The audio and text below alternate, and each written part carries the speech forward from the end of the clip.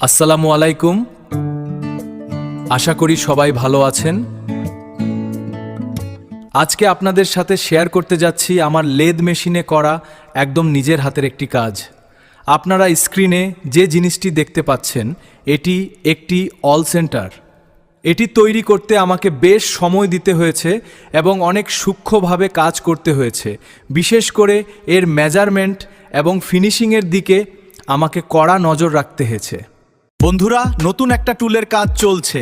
ইনশাআল্লাহ কাজ শেষে ভিডিও দেব, দেখানো হবে এই টুল দিয়ে কিভাবে কাজ করা যায়। লেদ মেশিনের সূক্ষ্ম কাজ সে তো ধৈর্যের ব্যাপার। মাশাআল্লাহ, আপনার কাজে মন ভরে গেল।